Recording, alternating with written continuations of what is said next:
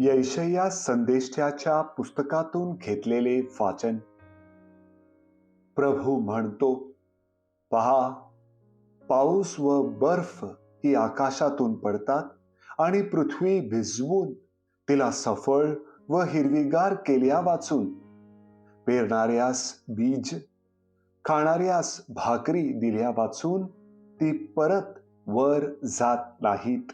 त्याचप्रमाणे माझ्या मुखातून निघणारे वचन होईल, ते माझी इच्छा पूर्ण केल्या वाचून व ज्या कार्याकरिता मी ते पाठवले ते केल्या वाचून माझ्याकडे विफल होऊन परत येणार नाही.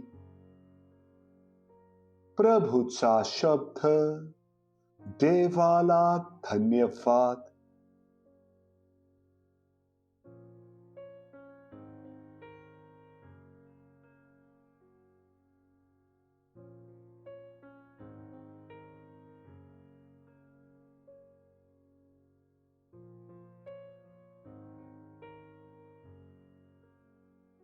मथई लिखित पवित्र शुभवर्तमानातून घेतलेले वाचन. येशूने आपल्या शिष्यांस म्हटले, तुम्ही प्रार्थना करता तेव्हा परराष्ट्रीयांसारखी व्यर्थ बडबड करू नका.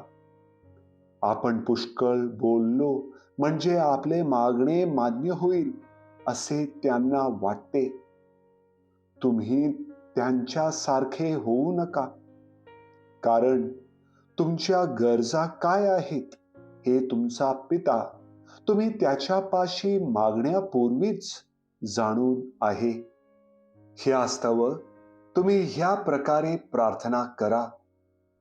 हे आमच्या स्वर्गातील पित्या, तुझे नाव पवित्र मानले जावो, तुझे राज्य येवो. जसे स्वर्गात तसे पृथ्वीवरही तुझ्या इच्छेप्रमाणे होवो.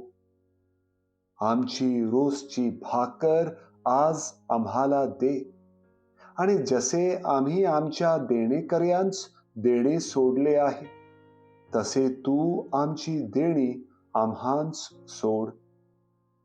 आमची परीक्षा पाहू नको आणि आम्हांस वाईटापासून सोडव. कारण जर तुम्ही लोकांना त्यांच्या अपराधांची क्षमा केली, तर तुमचा स्वर्गीय पिता तुम्हालाही क्षमा करील. परंतु जर तुम्ही लोकांना क्षमा केली नाही, तर तुमचा पिताही तुमच्या अपराधांची क्षमा करणार नाही. प्रभूचे शुभ वर्तमान. हे प्रभू येशू ख्रिस्ता, तुझी स्तुती असो.